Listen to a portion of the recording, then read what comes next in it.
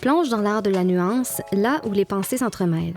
Des teintes subtiles à découvrir, Nuance, c'est ton rendez-vous avec la réflexion. Un balado par et pour les jeunes adultes, à l'intérieur duquel des conversations nuancées en matière de diversité et d'inclusion prennent place. Le balado Nuance, c'est différentes perspectives et les subtilités qui les accompagnent. C'est une balade auditive dans la complexité des idées, une réflexion profonde et un dialogue ouvert invitant les auditeurs à élargir leurs horizons.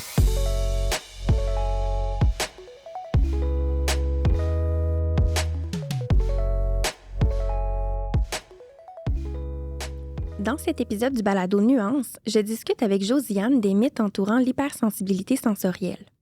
Josiane est ergothérapeute, conférencière, formatrice et autrice internationale dans le domaine du développement de l'enfant. Elle a notamment écrit le guide pratique « 10 questions sur les hypersensibilités sensorielles » et est une référence au Québec sur le sujet. Elle anime aussi le balado « Bouger pour grandir » qui aborde toutes les facettes de la motricité des enfants. Dans cet épisode, elle abordera davantage le thème de l'hypersensibilité vécue par les personnes adultes. Donc, bonjour Josiane. Bonjour Ariane. Bien, merci énormément d'avoir accepté notre invitation puis surtout de prendre de ton temps là, pour cette discussion nuancée sur l'hypersensibilité sensorielle.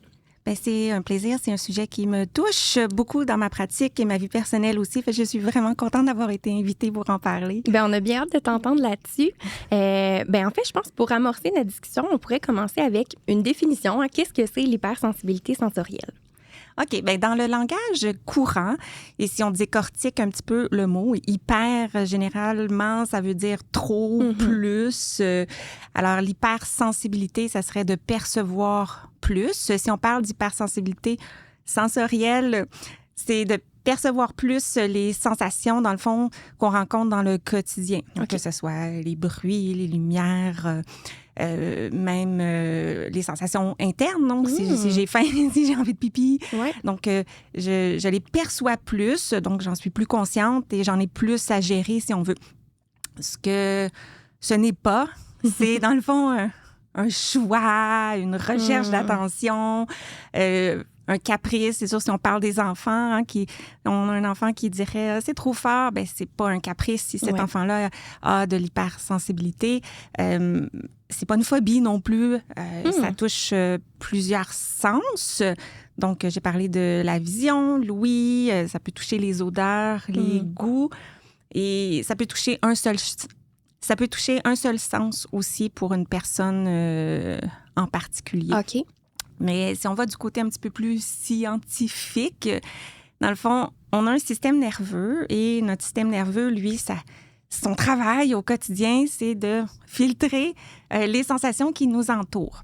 Alors, il y en a beaucoup de sensations, c'est omniprésent. Donc là, je sens mon linge, je sens les lumières, j'entends ta voix, je te vois bouger. Et il y a même des sensations au niveau de où je suis dans l'espace. Donc, il ne faut pas que je tombe de ma chaise. Donc, je dois percevoir la gravité aussi. Fait qu'il y en a beaucoup. Ouais. Et j'ai peut-être aussi faim ou autre, froid. Et mon système nerveux doit filtrer tout ça. Il doit dire qu'est-ce qui est important dans le moment présent pour la survie de la personne et aussi pour sa fonction. Donc, en ce moment, ben c'est ta voix qui est le plus important. C'est pas la lumière ni ma faim. Je devrais être capable de la tempérer pour dire, ben ça va aller à plus tard. Le cerveau devrait faire ça sans que je sois obligée de m'impliquer, dans le fond, pour lui dire de moins traiter cette information-là. Alors, lorsque le cerveau ne fait pas bien ce travail-là, il y a de la difficulté à filtrer, ben il peut me garrocher, comme on dirait en québécois, toutes les sensations en même temps, puis dire arrange-toi avec ça.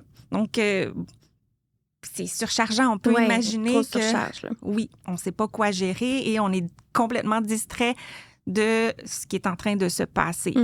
Et on pourrait aussi recevoir des messages intenses, des sensations qui ne sont pas les plus pertinentes. De là, je peux passer à côté.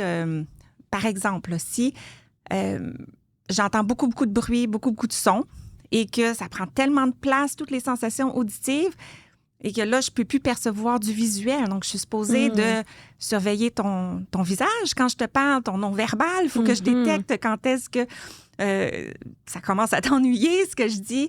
Mais si les sons m'agressent et prennent toute la place, je vais manquer cette information-là.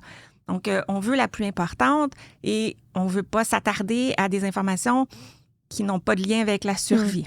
Par exemple, je mets ma bague ce matin. Bien, quand je mets ma bague, bien, je la sens pour 10 secondes ou moins, puis après ça, j'oublie ça. Ma chemise, l'étiquette dans ma chemise. Mais si toute la journée, mon système nerveux dit t'as un chandail, t'as une étiquette, t'as une bague, t'as une montre, t'as des boucles d'oreilles qui frappent la joue, bien, comment je fais pour me concentrer sur le reste? Alors, on peut rapidement imaginer que ça peut surcharger et déstabiliser une personne, l'épuiser. Oui, tout à fait. Puis que tu parles de priorité, bien, que ça devient dur de gérer les priorités parce qu'on ressent tout en même temps, là. Oui, puis on en reparlera tout à l'heure, j'imagine, mais sur le plan social, c'est pas toujours évident de ne pas être capable de traiter les bonnes informations au bon moment ou de ne pas être dans un état à cause de tout ça pour traiter les informations à ce niveau-là. Donc, l'impact sur les habitudes de vie, elle est majeure. La personne n'est pas bien, elle est épuisée. Et là, on en reparlera encore une fois, mais si elle ne se comprend pas, elle ne sait pas qu'est-ce qui est en train de se passer. Oui. Ça va être très vrai pour les enfants, mais beaucoup d'adultes, parce que si on leur explique jamais, ils vont grandir puis ils ne sauront pas plus. Et la personne peut être agressée par son environnement physique, mais aussi son environnement humain. Donc, par exemple, juste le bruit de quelqu'un qui respire à côté de moi ou qui mastique ou qui a trop d'expressions faciales, qui bouge trop, qui gesticule quand il parle. Moi, ça peut, par exemple, m'agresser et de là, j'ai moins le goût d'être avec ces personnes-là. Si je suis au travail et qu'il y a des néons, il y a des bruits de fond de gens qui parlent, si je suis dans une aire plus ouverte, ça peut nuire à mon rendement, ma productivité au travail. Alors, ça crée plein de défis dans le quotidien. En plus du fait que si la personne ne se comprend pas, ben, c'est peu probable qu'elle a réussi à expliquer aux autres ce qui se passe avec elle. Donc, les autres ne la comprennent pas, la trouvent bizarre et la jugent. Et la personne qui est très perceptive va percevoir ça aussi. Ben oui, carrément un cycle là, vicieux, là, oui. Exactement. Donc, ça peut être très stigmatisant, là. Puis, ce que j'entends, en fait, avec Nuance, on commence à comprendre qu'une difficulté d'adaptation, ça va avoir un effet dans plusieurs sphères de la vie de la personne. Puis, c'est ce que tu nommes, là, finalement, là. Ah oui, tout à fait. Et c'est stressant, tout ça pour la personne. Et ce que je pense qu'il faut prendre le temps de rajouter, c'est que c'est très influencé, la perception sensorielle, par le niveau de stress de la personne parce que c'est un mécanisme d'adaptation à la survie. Plus je suis en danger, plus je dois percevoir. Si on retourne dans la préhistoire, dans la jungle... Oui, si on pense à nos mammouths. Les mammouths. Fait que si j'entends un craquement au loin, ça pourrait être un mammouth qui vient me manger. Donc, je ne dois pas le manquer. Alors, mes sens, si je suis stressée puis je me sens en danger, bien, mes yeux deviennent plus vigilants. Le système nerveux autonome embarque. Donc, les pupilles se dilatent pour rien manquer. On va voir un peu moins au niveau de la perception des détails, mais on va moins manquer. Un petit flash au loin, on va le voir. Même chose au niveau des sons. Alors, plus je suis stressée, plus ça s'amplifie.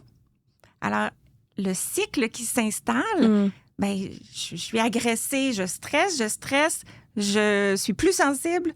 Et plus je suis sensible, plus je stresse, ça finit plus. Oui, bien, c'est intéressant de le nommer comme ça, là. Déjà, oui, OK, on décortique hypersensibilité sensorielle. Et on comprend que c'est en lien avec les sens, évidemment. Mais là, on ajoute une couche en faisant lien avec le stress, là. C'est super intéressant, là. Ah oui, tout à fait. Puis, dis-nous, là, en fait, on entend évidemment toutes sortes de choses. On est là pour un peu déconstruire des mythes, peut-être même des fausses croyances. Est-ce qu'on peut penser, puis est-ce que c'est vrai que l'hypersensibilité sensorielle, c'est un spectre? Je pense qu'on peut peut-être avoir déjà entendu ça. Est-ce que c'est vrai que chaque personne peut expérimenter, vivre ça là, de manière différente ou unique, là? Bien, je vais commencer par adresser le mot spectre. Parce qu'un spectre, c'est comme une continuité. Donc, il y aurait du moins puis du plus. Donc, il y a un point Il y a deux extrêmes et on pourrait penser que si c'est un spectre, ben on veut pas être dans le spectre du pas assez percevoir ni du trop percevoir. Mais ça serait pas la bonne façon de le voir parce que dans le quotidien, justement, la sensibilité sensorielle, comme j'expliquais, elle varie pour des raisons de fonction et de survie. Ouais. Alors, s'il n'y en a pas de danger, je ne dois pas percevoir tout. Et quand je veux dormir, on veut moins percevoir. On veut se coucher, puis on veut ne plus entendre ce qu'il y a dans les autres pièces ou les bruits de la rue. Et quand je suis vraiment en danger, que je traverse un stationnement le soir ou potentiellement en danger, si on écoute beaucoup de films, bien là, je veux être plus vigilante pour m'assurer qu'il n'y a pas quelque chose de dangereux pour moi. Donc, ça doit varier. Si je veux bien dormir, je dois être plus hypoperceptive. Mais si je viens d'avoir un bébé et qui est dans l'autre pièce et que je veux entendre ses petits gna-gna-gna quand il se réveille, bien, je veux être plus perceptive. Je veux porter attention. Je suis responsable d'un autre être humain. Donc, mes sens vont varier pour justement en fonction de ce qui se passe dans ma vie. Alors, la normalité, c'est pas d'être sur le neutre. C'est pas d'être sur le neutre. C'est pas d'être entre le hypo et le hyper. C'est d'être capable d'ajuster sa sensibilité en fonction du contexte. Ouais. Et ça, ben, c'est une fonction du système nerveux. C'est pas quelque chose qu'on décide, bien qu'on a du pouvoir jusqu'à un certain point pour moduler l'état de notre système nerveux. Mais c'est pas... c'est quelque chose qui est normal. Ce qui est normal, c'est que ça se fasse automatiquement. OK. C'est une partie de notre cerveau qui est plus primitive, qui gère ça, le cerveau reptilien, le tronc cérébral pour les gens plus scientifiques qui écoutent. Alors, c'est à ce niveau-là que cette filtration-là, elle est supposée de se passer et non au niveau du cortex, au niveau de l'endroit où on analyse les choses et qu'on se dit à ce moment-là, non, c'est pas grave, c'est pas important. Oui, je comprends. C'est comme ça se fait automatique, on y réfléchit pas finalement. Oui, tout à fait. Puis, l'autre partie de ta question, dans le fond, est-ce que c'est vrai que les personnes, l'expérimentent d'une manière plus unique? Bien, ça, c'est vrai parce qu'il y a beaucoup de variations dans la neurologie des gens. Ça peut varier en fonction de l'âge. Définitivement, plus on vieillit, plus notre système nerveux est normalement plus fonctionnel et optimal dans sa filtration. Ça peut varier dans le temps en fonction de l'état de mon système nerveux. Donc, je peux avoir une bonne capacité d'ajuster mon système nerveux en ce moment puis de gérer ce qui se passe. Mais dans une heure, ça peut être différent. La semaine prochaine, l'année prochaine, ça peut être différent. Si j'ai beaucoup de stress dans ma vie, je viens de me séparer, il arrive des choses, ben, je traverse une période très stressante et épuisante, ben, je peux passer une année où je vais être beaucoup plus affectée par ce problème-là de modulation-là des sens. Puis, il y a la personnalité de la personne, donc sa résilience personnelle, sa facilité à trouver des capacités de s'adaptation, puis à dire, OK, ben, c'est un défi, donc je vais trouver des solutions. Et pour certaines personnes, c'est plus facile à faire. Donc, cette personne-là, ça va moins, dans le fond, l'affecter. Et il y a ce qu'on voit de l'extérieur. Quand nous, comme observateurs, on peut dire, oui, ça affecte les personnes différemment parce que cette personne-là se désorganise, puis pas celle-là. Puis on pourrait dire, ben, elle est probablement plus sensible que elle parce que elle en parle tout le temps, puis elle n'en parle pas, mais les gens gèrent tout ça différemment. Ben Donc, il y a des personnes qui vont justement comme j'aime pas utiliser le mot se plaindre, ils vont exprimer tout haut ce qu'elles vivent. Et il y a d'autres personnes qui vont intérioriser tout ça. Et là, ça va soit ressortir plus tard quand elles sont seules à leur maison. Ça veut pas dire que c'est plus facile pour la personne parce que ça paraît pas et qu'elle garde tout ça en dedans toute la journée. Bien, c'est intéressant parce que ça nous rappelle qu'on a juste accès finalement comme information en tant que personne externe à ce que la personne externalise. Donc, si elle en parle peu, si elle le montre peu, c'est possible qu'on n'ait pas tout l'ampleur du portrait. Aussi, de là, l'importance de bien s'attarder finalement à sa situation. Oui, tout à fait. Bien, super intéressant. Je pense qu'on démystifie un peu là, notre histoire de spectre. J'aimais aussi là, l'échelle temporelle. Là, ben, au sein d'une même journée, de la même heure, ça peut changer au sein d'une année de 5 ans, par exemple. Ça donne quand même une bonne idée de la variabilité, finalement, de tout ça. Il y a des facteurs aussi on a parlé de stress, mais il y a d'autres facteurs aussi au niveau de la fatigue puis au niveau de la maladie. Durant le temps de la COVID, on disait qu'il y a des personnes qui sont soudainement plus... ils perdent le goût. Oui, c'est vrai. Quand on est enceinte, souvent, on va avoir des sens différemment. Donc, le pickles puis la crème glacée, on ne perçoit plus les sens de la même façon, ou on est plus sensible aux odeurs. Donc, les hormones vont faire varier ça aussi. Alors, on ne peut pas assumer qu'une personne n'est pas hypersensible parce qu'elle l'est moins en ce moment. Ça peut varier beaucoup avec...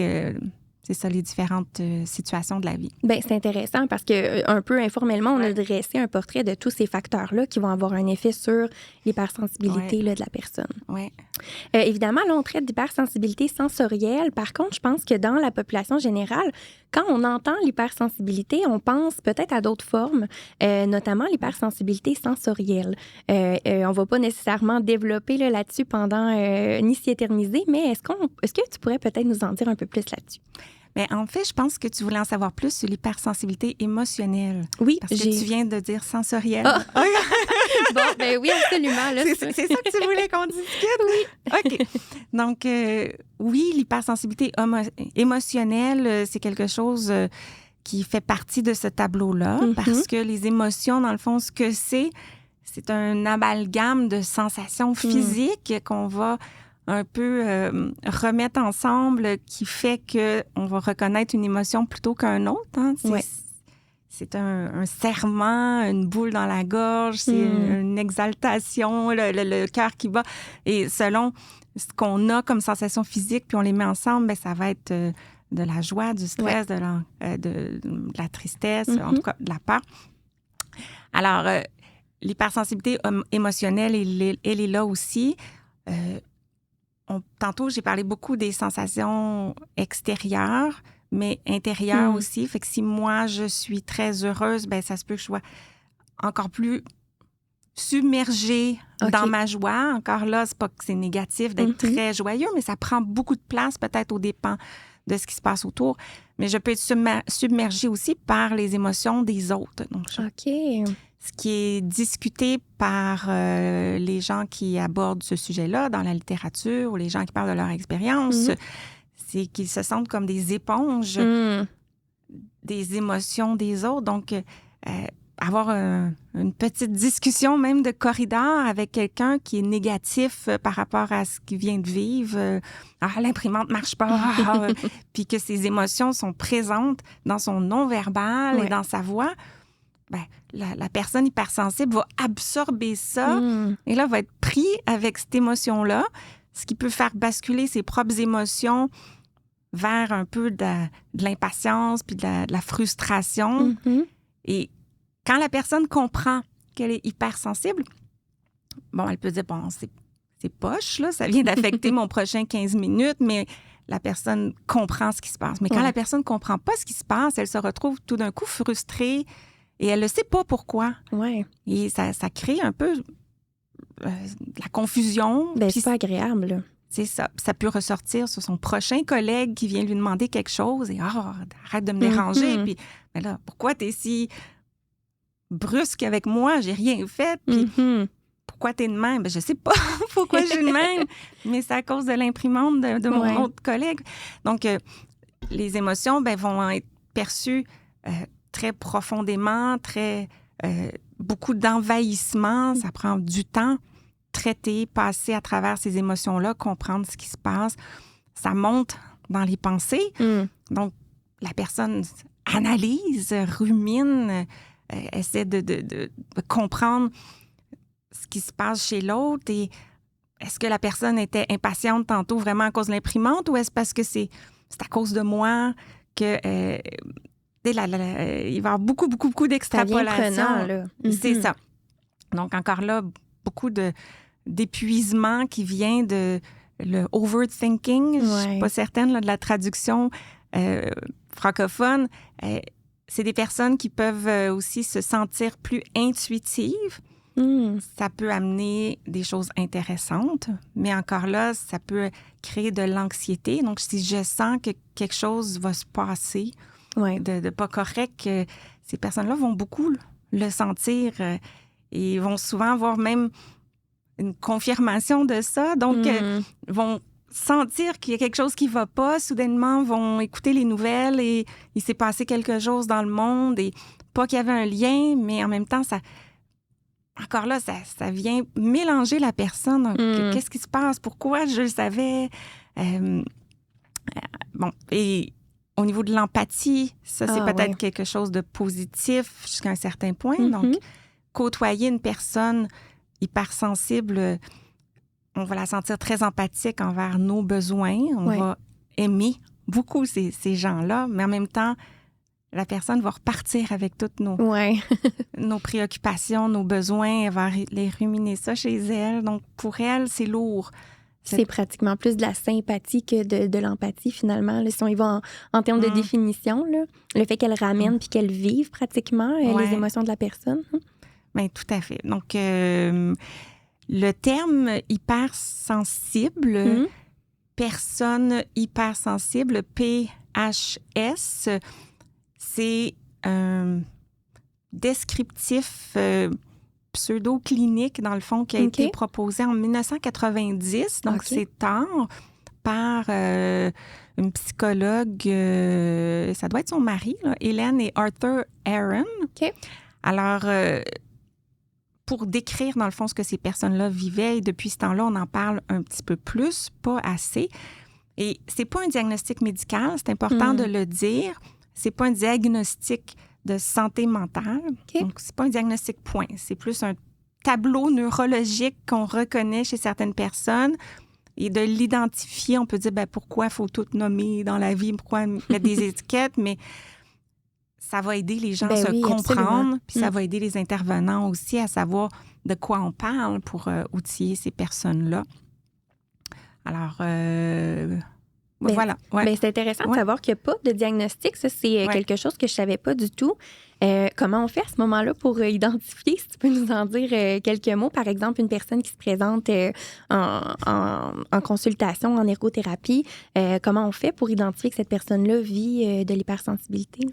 Bien, la connaissance par l'intervenant de ce tableau-là va être importante pour reconnaître.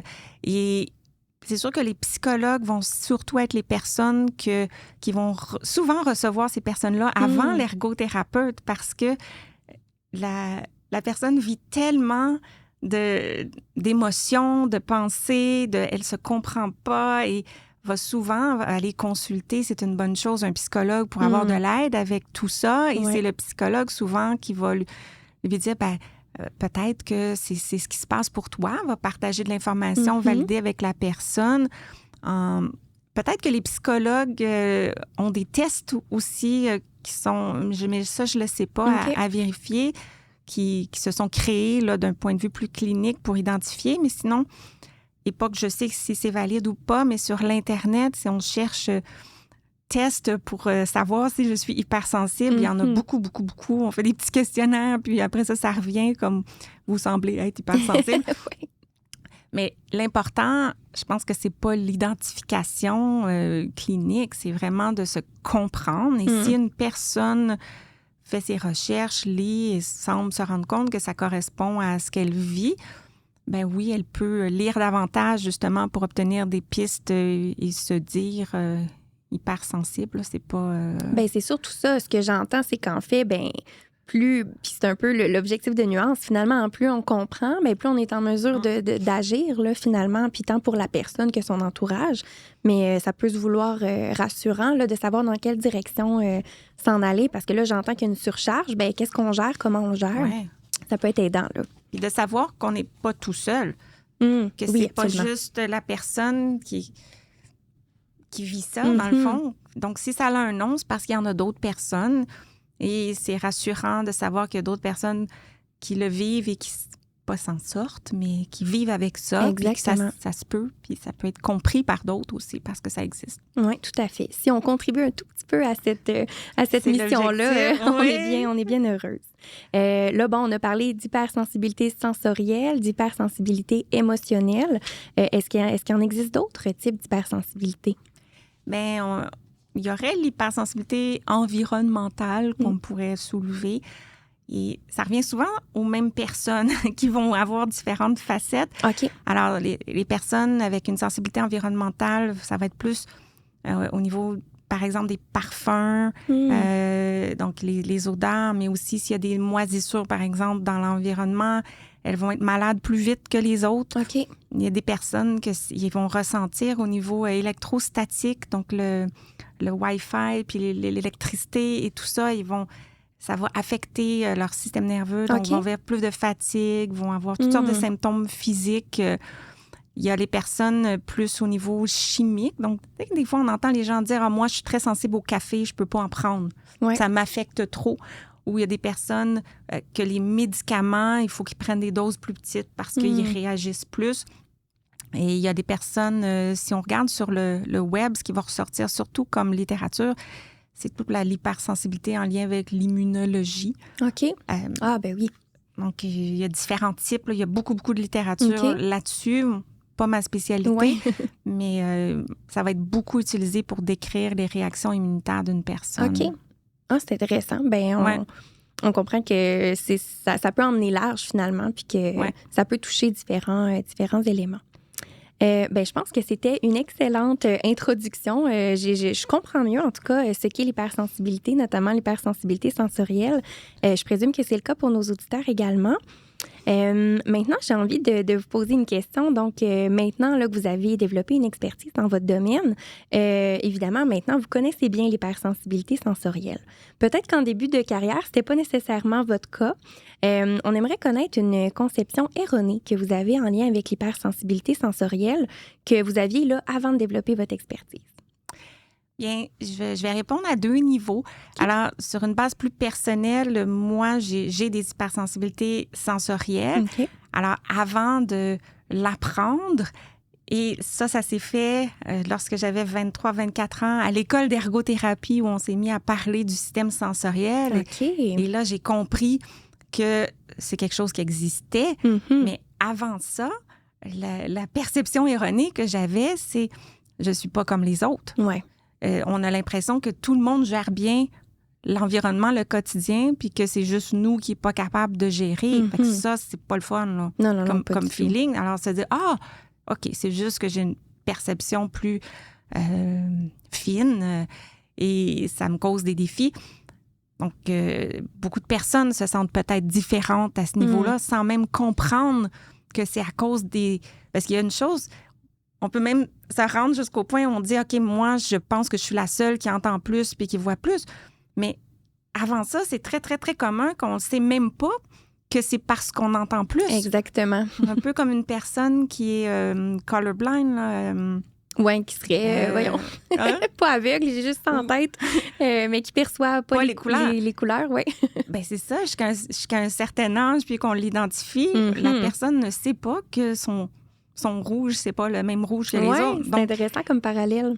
Alors, moi, ça, je le savais pas sur une base personnelle. Sur une base professionnelle, mais en début de carrière, ce qu'on voit, c'est les réactions de la personne. Donc, on voit, moi, je travaille en pédiatrie, donc on voit des enfants qui sont plus intenses que d'autres. Les motifs de consultation vont être, mon enfant a des problèmes de comportement. Ben oui. On vient vous voir parce qu'il fait beaucoup de crises, on comprend pas pourquoi. Alors, on perçoit que c'est le comportement de la personne, une mauvaise gestion de la personne, et on voit pas que ce qui mène au comportement, c'est la perception qui est pas adéquate. Puis, si on percevait autant que la personne hypersensible, on réagirait probablement comme elle. Oui, je présume. Alors, le séchoir, par exemple, dans une salle de bain au Costco. OK, bon, c'est pas le fun pour personne. C'est un peu fort, c'est un peu agressant, mais pas assez pour déstabiliser la personne ordinaire. Oui. Alors, on comprend pas pourquoi il y a une personne à côté de nous, un enfant qui se cache les oreilles ou qui amène sa petite serviette parce qu'elle veut pas les utiliser. Mhm. Mais il faut penser que cette personne-là, le séchoir, il est comme un marteau-piqueur énorme. Ouais. Et que pour elle, c'est pas qu'elle gère pas bien, c'est parce qu'elle gère pas la même chose. Exactement. Ah oui, j'aime ça, là. C'est vrai. Elle n'a pas la même réalité Ouais. sensorielle. Alors, il faut... Ça, c'est vraiment une perception erronée que c'est sûr que j'avais en début de carrière, mais je pense que beaucoup de gens ont. Ben oui, absolument. Alors, c'est important de ne pas faire des stéréotypes de personnes qui sont pas bonnes à gérer, finalement. Oui, je comprends. Puis, ben, ça nous ramène à ce qu'on disait tout à l'heure. Nous, on a seulement accès à... on parlait tantôt les enfants. Ben mon enfant a un problème de comportement. Ouais. Mais tout ce qu'on voit, c'est la manifestation comportementale de tout ça. On ne sait pas ce qu'il y a en arrière, là. Oui, puis les enfants vont extérioriser beaucoup plus que les adultes. Puis, j'ai le goût de renverser le stéréotype en disant que les personnes hypersensibles, c'est probablement les personnes les plus fortes et les plus résilientes que les autres. Ben, avec ce qu'elles ont à gérer au quotidien, là. Et qu'elles continuent d'être... De fonctionner. Et de fonctionner. Oui, on peut penser ça. Bien, super intéressant. J'ai aimé là, l'aspect personnel, professionnel. C'est quand même arrivé tard dans ta vie, là, le fait de connaître ça, finalement, à 23-24 ans, là. Ah oui, tout à fait. Puis, je viens de tourner la page de mes petites notes, puis j'ai vu un exemple que j'ai... une analogie que j'ai composée ce matin que je trouvais vraiment bonne. Fait que je vais la rajouter pour bien expliquer comment la perception est différente des autres. Alors, c'est l'exemple du caissier. Okay. Alors, si je travaille dans une épicerie et que j'ai juste quelques clients, donc des fois j'en ai 3 en même temps, mais après ça, j'ai 5 minutes qu'il n'y a pas de clients et que des fois, il y en a qui ont une grosse épicerie, des fois, il y en a qui n'en ont pas, une grosse, 2, 3 items. Alors ça serait la perception normale. Donc, les informations sont filtrées, des fois sont plus grosses, des fois sont plus petites, sont bien balancées. Donc, ce qui montre au conscient est équilibré par le système nerveux. OK. Et pour la personne hypersensible, bien, on imaginerait le caissier avec une file d'attente interminable, avec tous les clients qui arrivent tout le temps, qui s'embarquent un par-dessus l'autre, qui se chamaillent les uns avec les autres. Et ils ont toute une grosse épicerie. Et il y en a même qui arrivent pour rien. Donc, il y en a qui n'ont rien à acheter, puis ils arrivent devant, puis ils sont comme, ben là, je ne sais pas pourquoi je suis là. Je voulais juste... être dans la ligne comme les autres. Alors, la surcharge. Et à la fin de la journée, on se demande pourquoi le deuxième, ils sont payés la même chose aussi. OK? Puis là, on se dit, ben pourquoi le deuxième, il est négatif, puis il est donc ben, pas le fun, cette personne-là. C'est une épicerie, il devrait être gentil avec les clients, mais il peut pas. Fait que les clients, évidemment, c'est les sensations avec lesquelles ils dealent. Oui.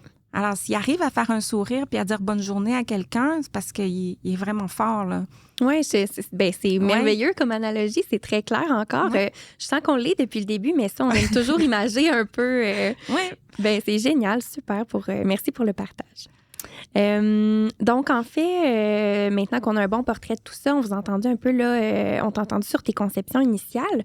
Je t'invite à éviter le cas de Jérôme. Donc, Jérôme qui se trouve là à vivre avec l'hypersensibilité sensorielle, qui nous a partagé son témoignage. Donc, on le met à l'instant, puis on pourra discuter par la suite.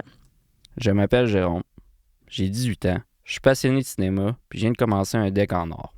Autant que je me souvienne, j'ai toujours été plus sensible que les autres. Ça a un gros impact sur ma vie quotidienne. Dans le fond, je réagis souvent de manière intense aux émotions, autant les miennes que celles des autres. Je ressens vraiment intensément la tristesse, la joie, la colère, puis c'est vraiment épuisant. Aussi, il y a la lumière vive, les bruits forts, puis les textures particulières qui me fatiguent. Ça fait que j'essaie absolument d'éviter les environnements bruyants ou surchargés. Dans le fond, j'aime mieux les environnements calmes. Mon sens artistique est aussi très développé, mais ça fait que je suis vraiment vulnérable aux critiques puis aux réactions négatives. Puis ça, ben, ça affecte mon niveau de confiance en moi comme vous n'avez pas idée. Mes émotions sont vraiment intenses puis très instables par rapport à ce que je vis, fait que ça crée souvent des malentendus avec ma blonde puis mes amis du cégep. Récemment, j'ai réalisé que c'était comme un handicap tout ça dans le fond, puis que ça a vraiment du négatif dans ma vie. En plus de tout ça, je me demande si je suis dans le bon programme au cégep. J'ai finalement décidé de consulter pour développer des stratégies pour gérer tout ça. Donc, on remercie Jérôme pour son témoignage. En l'écoutant, Marie-Pierre et moi, on a soulevé quand même quelques éléments qui nous semblaient importants d'aborder. Puis, on a plus précisément ciblé 3 mythes qu'on aimerait que tu nous aides à décortiquer. OK. Ça te va? Ça me va. Parfait. Donc, allons-y avec notre premier mythe, ce qui ressort un peu du discours de Jérôme. Donc, comme quoi l'hypersensibilité sensorielle est une faiblesse qui serait liée à une incapacité de la personne à tolérer, voire à endurer, les stimuli, puis à faire face à la réalité comme les autres. Bien, merci à Jérôme pour son témoignage. Et je trouve ça significatif de relever ou réaffirmer finalement que c'est l'opposé d'une faiblesse et que vivre avec l'hypersensibilité sensorielle, ça complique le quotidien. Donc, c'est pas juste Jérôme, c'est la situation, la réalité dans laquelle il est. Oui. Et comme je le disais tout à l'heure, mais c'est pas une faiblesse ou une incapacité de la personne à tolérer puis à endurer. C'est tout à fait légitime de surcharger dans les conditions sensorielles et émotionnelles, finalement, dans lesquelles il évolue au quotidien. Donc, c'est ça. C'est pas ni une faiblesse, ni une incapacité, mais plutôt la réalité de la personne. Oui. Bon, on le décortique assez rapidement, ces mythes-là, puis c'est certain qu'on a eu l'occasion quand même d'en parler largement au départ. Oui. Donc, c'est ce qui nous amène à notre deuxième mythe, comme quoi les adultes hypersensibles seraient des personnes introverties qui ont constamment besoin de s'isoler pour éviter les stimuli. Ah, mais ça, c'est un bon mythe à déconstruire. Bon, premièrement, intra puis extraverti, c'est pas pantoute la même chose. C'est un trait de personnalité. Une personne introvertie va chercher son énergie dans la solitude. La personne extravertie dans le social avec les autres. L'extraverti préfère parler. L'introverti préfère écouter. L'introverti préfère le calme. L'autre préfère le plus de stimulation possible. Donc, ça, ce sont des traits de personnalité. Le besoin de s'isoler, il est tout à fait attendu pour une personne hypersensible. Et de l'extérieur, on pourrait dire, elle s'isole. Donc, elle fait quelque chose, j'aime pas le terme isolé parce que c'est comme si elle devrait pas, mais elle le fait. C'est comme si c'est une fuite. Mais en même temps, elle a besoin de repos, elle a besoin de pause de toute cette stimulation-là. Et elle doit aller les traiter parce qu'il y en a beaucoup. Et c'est davantage de l'autocompassion, de prendre le temps de retourner dans la solitude pour reposer ses sens, puis aussi traiter les fameuses pensées, les émotions des autres. Alors, c'est pas quelque chose de négatif, c'est quelque chose de nécessaire. C'est ça. Et on parlait de stress qui est déclenché par la surcharge sensorielle, mais c'est sûr que quand on tombe en situation de stress, on tombe en fight or flight, là, combattre ou s'enfuir. Fait que oui, il peut avoir à quelque part un besoin de fuite parce que si la personne s'isole pas, elle va combattre. C'est là qu'elle va devenir un peu plus vive dans ses émotions, impatiente, fâchée de ce qui se passe. Alors, c'est quelque chose d'important pour elle pour s'auto-réguler. Et ce n'est pas toutes les personnes qui vont s'isoler beaucoup parce qu'encore là, ça va dépendre de ses capacités d'adaptation à elle. Tout à fait. Lorsque la personne arrive à bien gérer son horaire d'occupation, puis elle prévoit quand est-ce qu'elle va être fatiguée, elle ne va pas se mettre dans des situations où elle va devoir aller disparaître, s'isoler parce qu'elle va surcharger. Donc, plus la personne gère bien, plus la personne se comprend, ça commence par là, bien, moins qu'elle va avoir à s'isoler.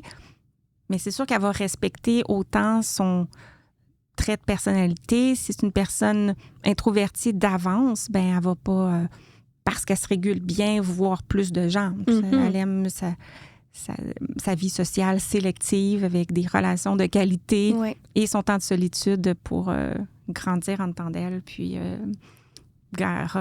reprendre ses énergies, finalement. Bien, c'est intéressant parce que déjà, on pourrait trouver toutes sortes de synonymes au mot s'isoler. Tu sais, c'est plutôt prendre une pause, prendre un moment pour prendre soin de soi. Puis j'entends que c'est une façon comme une autre de favoriser son bien-être, hein, finalement, de se retirer pour prendre soin de soi. Donc, oui. Mais là, je parle pas en connaissance de cause, mais j'ai l'impression que être hypersensible, si on est fondamentalement extraverti, ça doit être pire.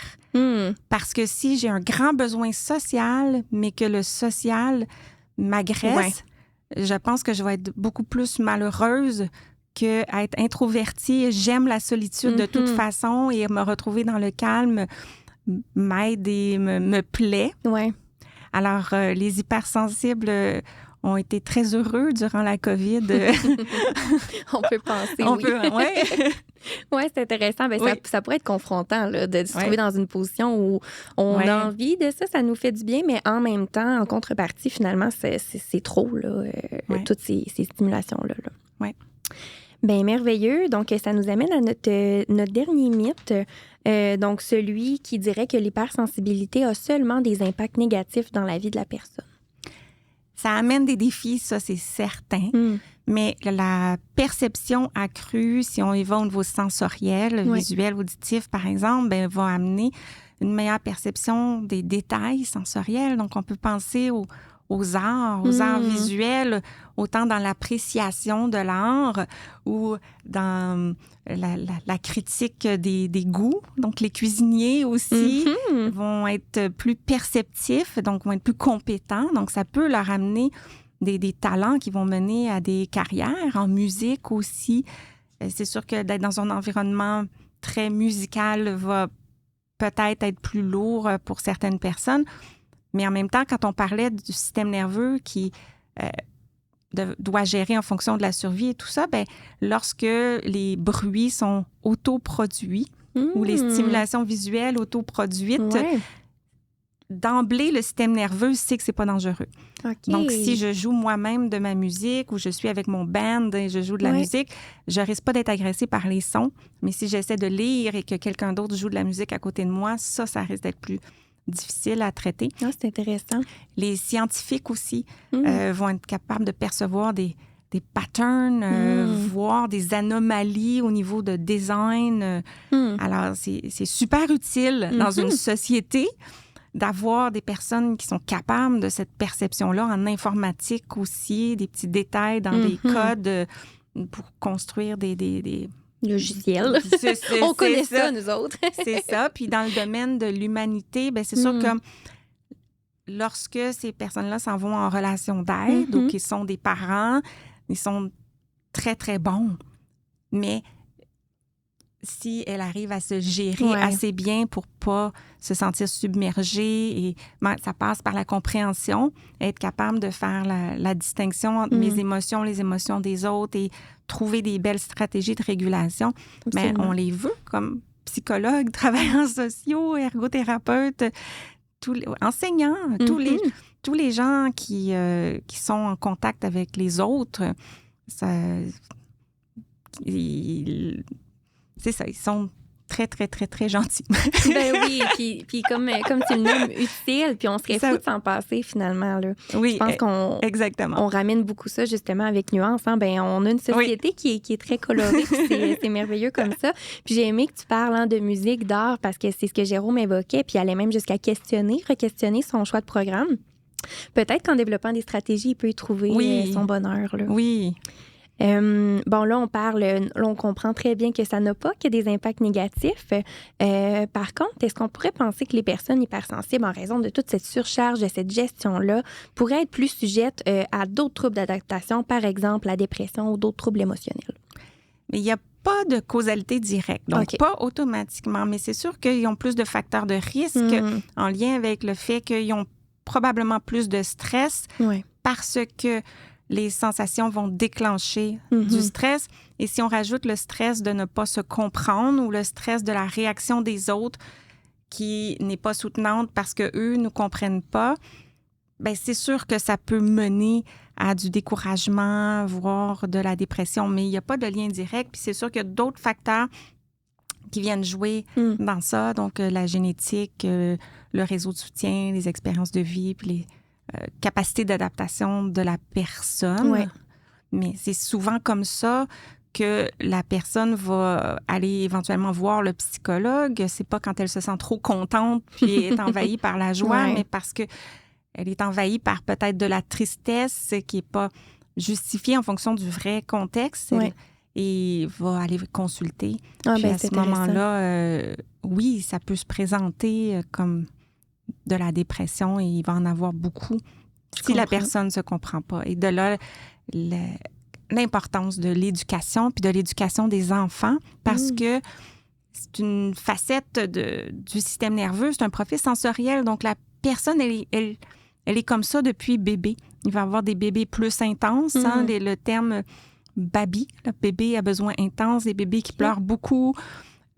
Et plus qu'on comprend jeune, plus qu'on peut accompagner notre jeune là-dedans et plus qu'il va devenir responsable par rapport à ça et qu'il va devenir un adulte qui n'en souffrira pas. Ben exactement, un adulte qui aura développé des stratégies. Là. Oui, j'aime le terme de Jérôme. Je trouve ça handicapant. Ben, ce qu'on veut, c'est que la personne ait moins de situations de handicap, pas que son profil sensoriel va dramatiquement changer avec des interventions, mais si elle n'en souffre pas, un peu comme une personne, par exemple, diabétique ou allergique, elle doit faire des adaptations dans sa vie pour se protéger par rapport à ça, mais les situations de handicap vont diminuer et peuvent fonctionner. Ben, c'est encore une merveilleuse nuance, hein, finalement, de faire le comparatif avec, justement, le diabète. Il y a des gens qui vivent avec ça, puis pour qui ça se passe très bien. Là. Si on y va en termes un peu plus concrets, je pense que ce serait une très belle note là, d'y aller du côté des pistes d'action. Donc, est-ce qu'il y a des pistes d'action qu'on pourrait suggérer aux jeunes adultes qui vivent avec l'hypersensibilité pour favoriser leur bien-être? Mais d'abord, d'accepter de ne pas être victime. Comme pauvre moi, je suis hypersensible. Ça mène pas à plus de fonction et de bonheur d'être victime de ça. Donc, c'est comme ça. Je suis comme ça. Et ensuite, de passer à l'étape, ben, c'est quand même ma responsabilité d'apprendre à gérer tout ça. C'est pas la responsabilité des autres. Donc, d'être ouvert aux stratégies parce que ça peut arriver lorsque la personne commence à se comprendre, dire, bon, OK, pauvre moi, et qu'on lui dit, ben, tu pourrais essayer, par exemple, d'ajuster ton horaire. Oui, mais là, ça ne marchera pas. Puis d'être négatif par rapport aux possibilités de solutions. Donc, d'avoir une ouverture puis de se dire, j'ai une responsabilité par rapport à mon profil sensoriel pour être plus heureux. C'est pas pour les autres.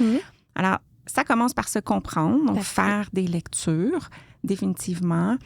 Si tu sens, je vais parler peut-être à des personnes qui nous écoutent, si tu sens que tu as un plus grand besoin d'accompagnement, bien, il existe des professionnels, des coachs, psychologues, ergothérapeutes aussi, qui peuvent aider avec la partie éducation puis la partie trouver des stratégies. Connaître ses limites. Et les respecter. Oui, okay? Oui, c'est une chose. Hein? C'est pas la même chose. C'est pas la même chose.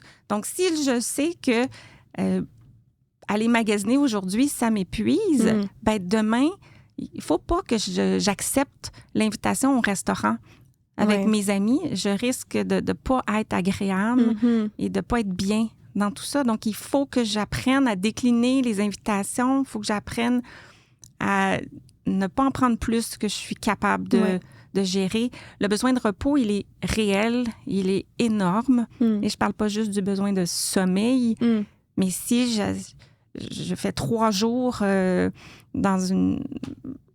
m'en vais dans un week-end avec des amis et que je reviens, ben j'ai besoin de 3-4 jours pour apaiser mon système nerveux avant d'aller faire des activités qui vont solliciter beaucoup mes sens, parce que c'est un peu comme un compte de banque.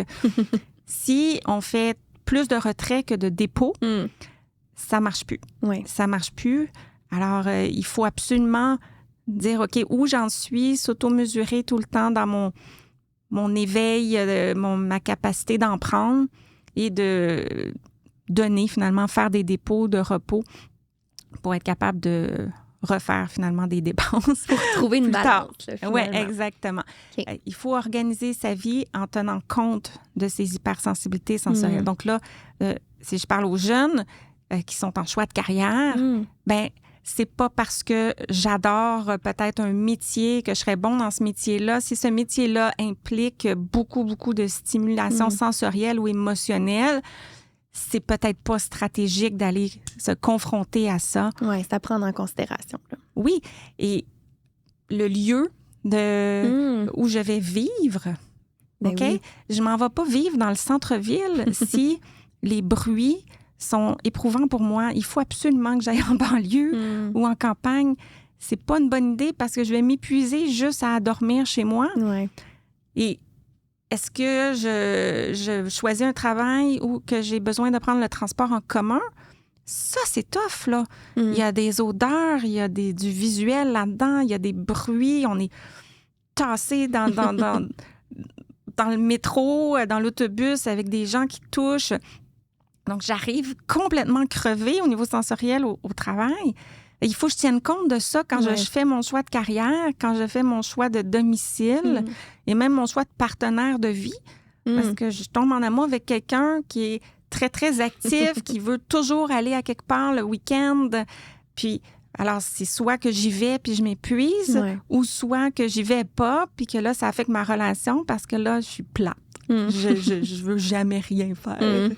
Tu te couches puis de bonne heure puis ça marche pas. Donc, il faut se respecter là-dedans en lien avec ses limites. Les cycles de sommeil, c'est super important. Oui, beaucoup de sommeil. Mais ce qui aide le plus le système nerveux, c'est de le laisser gérer ses cycles de sommeil. Donc, de trouver un emploi ou une façon de vivre qui fait qu'on n'aura pas besoin de se réveiller avec une alarme, de dire, si j'ai été plus éprouvée au niveau sensoriel aujourd'hui, ça se peut que je me lève plus tard, puis j'ai besoin de me lever plus tard. Donc, de se permettre cette latitude-là. Là. Oui, puis de trouver justement un métier, peut-être en télétravail ou être entrepreneur, une façon que je peux... C'est idéal de toujours se coucher à peu près à la même heure, mais l'heure de réveil va varier en fonction de la quantité de sommeil que j'ai besoin. Et si je me fais stresser au réveil par une alarme, ça part très mal la journée pour une personne hypersensible. Donc, de prévoir ça dans son horaire de vie,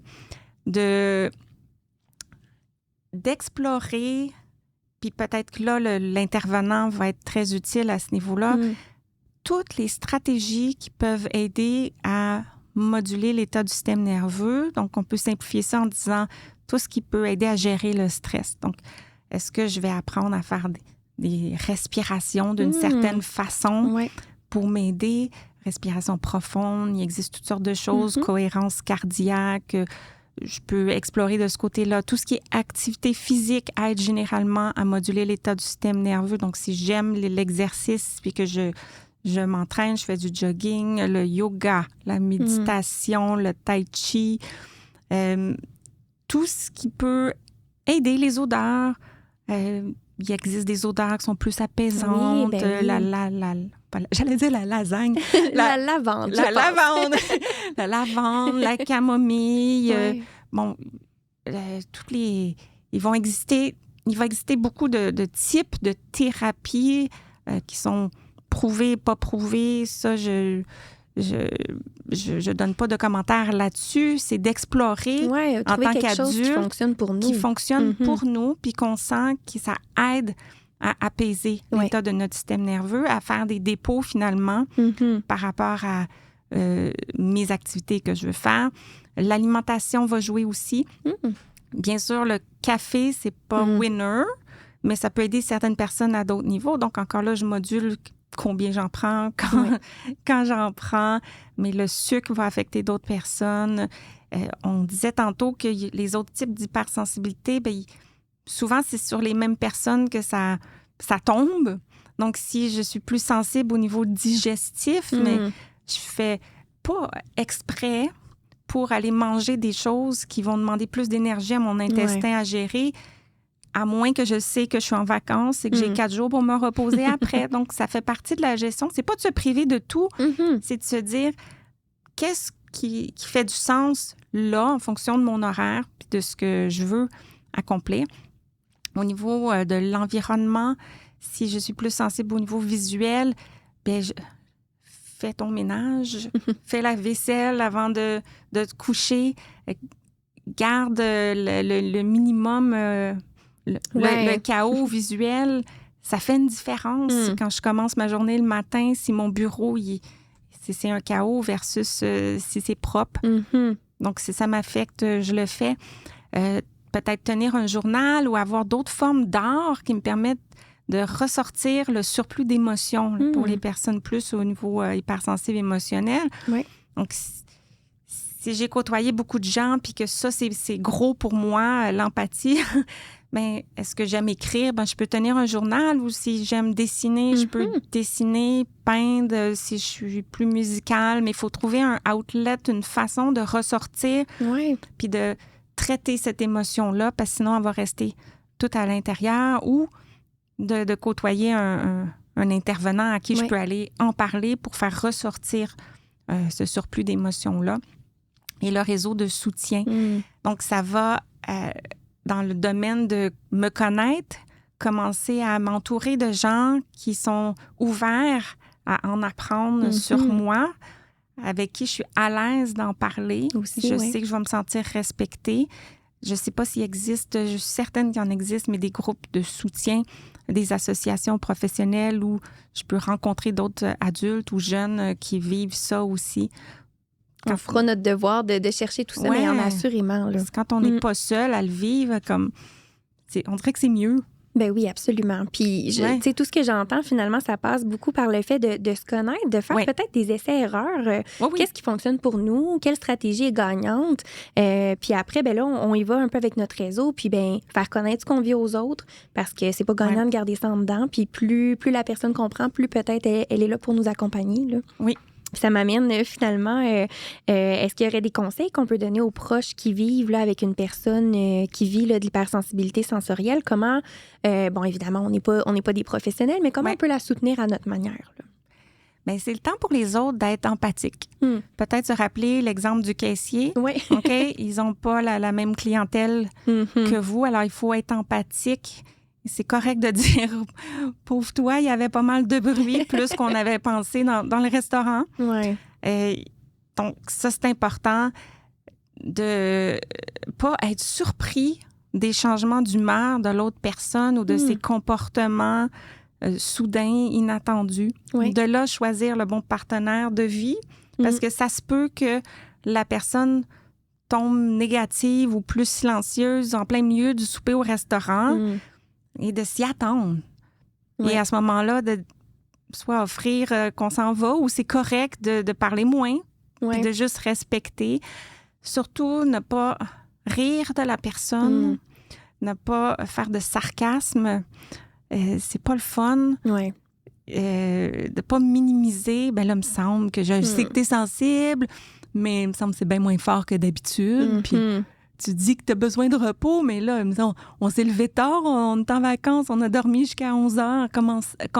Ça, c'est vraiment pas aidant pour la personne du tout. Bien, puis tu le nommais tout à l'heure, c'est déjà assez stigmatisant comme ça qu'on en ajoute pas. Là. Exactement. L'autodérision, c'est un bon moyen pour la personne hypersensible. Et ça minimise un peu, pas ça minimise, mais ça rend les autres plus à l'aise. Donc, la personne peut faire de l'autodérision, puis soulever le sujet. C'est une bonne façon de soulever le sujet, mais pas l'entourage. Ouais, c'est pas à l'entourage à rire de ça. De pas comparer la personne à elle-même ni aux autres. OK? Juliette est aussi hypersensible, puis elle se gère à soir au restaurant, où il me semble que l'autre fois, t'étais moins pire, puis il y avait plus de bruit. Donc, pas de comparaison. On a compris tout à l'heure, de toute façon, qu'à l'intérieur d'une heure, d'une journée, ça peut varier. Là. Et là, ça peut paraître drôle quand je dis ça comme ça au niveau adulte, mais ça commence... on fait ça beaucoup avec les enfants. Et parce que les enfants vont avoir une réaction très intense, ils n'arrivent pas à exprimer ce qu'ils vivent, et on va dire, ben voyons, c'est même pas fort. Puis ça commence... durant la petite enfance, la scolarité. Et si on invalide les tout-petits, ça va devenir des grands qui n'ont pas confiance dans l'humanité. Et eux vont avoir plus tendance à s'isoler. Ils ne sont pas ouverts de partager ce qu'ils vivent. Là, Exactement. Prendre le temps de s'éduquer, de lire sur le sujet. demandez pas à la personne de vous éduquer. Vous pouvez lui créer un espace pour lui dire « ça m'intéresse si tu as le goût de m'en parler », mais pas « explique-moi ». On ne veut pas lui donner la responsabilité à la personne, à moins qu'elle ait envie de le faire. Et là, si vous êtes très motivé à vous éduquer, ne devenez pas son thérapeute. C'est pas le temps de lui lancer plein de stratégies et dire « je pense que ça serait bon pour toi de faire de la méditation ». Si vous apprenez quelque chose que vous sentez peut aider la personne que vous côtoyez, dites-lui « j'ai fait des lectures, j'ai appris des choses intéressantes qui peut-être pourraient t'aider. Est-ce que ça t'intéresse? » Oui, il y a une manière d'ouvrir le dialogue là-dessus. Là. Puis la personne va peut-être dire oui ou non, ou pas, mais peut-être pas maintenant. Puis elle risque de revenir plus tard en disant, tu sais, là, mon nez, la stratégie... Parce que si c'est présenté au mauvais moment, c'est comme de la pression. Ben oui. Puis c'est comme si la personne accompagnante est en train de dire j'ai trouvé un médicament pour te guérir. Là. Veux-tu le prendre? Ouais. Fait qu'il faut que ça soit fait beaucoup plus d'une manière... bienveillante, j'ai envie de dire. C'est en plein le mot que je cherchais. Alors, on respecte ses choix. On ne commande pas si elle dit non, ce soir, je ne me sens pas capable de venir. C'était ma fête il y a quelques mois et j'ai trouvé ça tellement merveilleux. Il y a une de mes copines que j'ai invitée pour ma fête et au lieu de décliner puis de dire « je ne suis pas disponible », elle me dit exactement je pense qu'au niveau sensoriel, je ne me sens pas capable d'aller discuter avec plusieurs personnes que je connais pas, puis de faire la distance en voiture. Et j'ai apprécié ça, l'honnêteté. Puis là, je suis dans un tout respect versus c'est ma fête. Ça fait longtemps que j'ai pas eu une fête et comme moi, je pourrais penser, c'est sûr que j'aurais jamais pensé ça, mais on pourrait penser que la personne se force pas pour venir à ma fête quand je le sais qu'elle est chez elle puis qu'elle n'a rien d'autre à faire. Donc, d'exprimer ça. Puis là, on parle de l'accompagnant, mais de respecter quand la personne dit « c'est trop pour moi, je me sens pas capable de le faire ». Surtout si elle l'a nommé, là, déjà, ça a pu demander un certain effort là, d'aller le verbaliser. Là. Fait que de dire « OK ». Éviter la surprotection. Ah, OK. Alors, c'est pas de contrôler tout pour elle, dire j'ai regardé tous les restaurants, puis c'est probablement le plus tranquille, où je gère tout à ta place. Fait qu'il faut trouver un compromis entre le tu te gères tout seul, puis arrange-toi. Arrange-toi pour que tu fonctionnes, puis le je vais tout gérer pour toi. Fait qu'il faut trouver un entre-deux qui est bienveillant dans l'accompagnement, mais qui prend pas le dessus, même avec les enfants. C'est important que l'enfant se responsabilise, dire, as-tu envie, par exemple, d'amener des outils ou as-tu des questions à poser en lien avec l'endroit où on s'en va? Tu veux-tu poser des questions sur qu'est-ce que tu vas voir, sur les bruits? Plutôt que de dire, j'ai tout surveillé pour toi, voici ce qui va se passer, laisser l'enfant puis l'adulte de plus en plus prendre ses propres responsabilités pour se protéger, se reposer.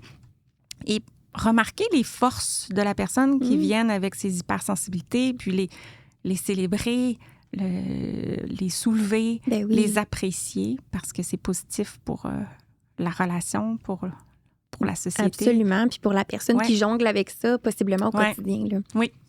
Bien, merveilleux. Je trouve qu'on termine. On a eu des exemples super concrets, là, des pistes de solutions très aidantes. Donc, merci énormément, Josiane. J'ai appris comme pas possible. J'imagine que c'est la même chose là, pour les personnes qui nous écoutent.